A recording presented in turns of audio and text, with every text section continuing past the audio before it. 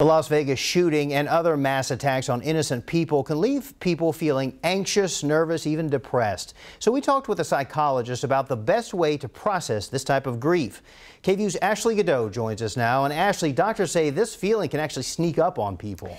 It really can, Mike. Most people don't immediately feel the mental effects of traumatic events. It can take weeks or even months. And even if you aren't impacted, it's a good idea to know how you can help people around you who are. The horrific shooting in Las Vegas has left America with more questions than answers.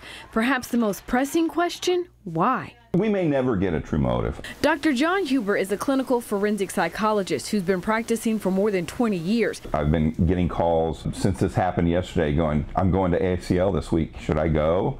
And I'm like, of course you should go. While some get anxious, others are desensitized. Each year in America, there's roughly 17 mass shootings, attacks where 4 or more people are killed.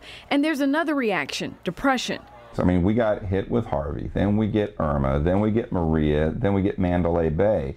I think in the next few months, we're probably going to see an increase in people dealing with depression, dealing with post-traumatic stress disorder. Dr. Huber says even people who weren't directly affected can have these feelings. The best way to cope, talking to someone in person. One of the things we can do to help us be resilient against this type of thing is to share our story with people who care about us and be there for other people when they need it. But know when it's time to seek professional help. If all of a sudden you start reliving the experience of whether you watch those videos on YouTube or on Facebook, or if you were actually at Mandalay Bay, if you start walking into situations and you feel like you're starting to really live that's a red flag. And most importantly, Dr. Huber says don't let the fear consume you. Don't panic, don't be paranoid about it, because if you do that, whether he was a terrorist or trying to be terroristic, regardless, they win. You know, we've got to have our life.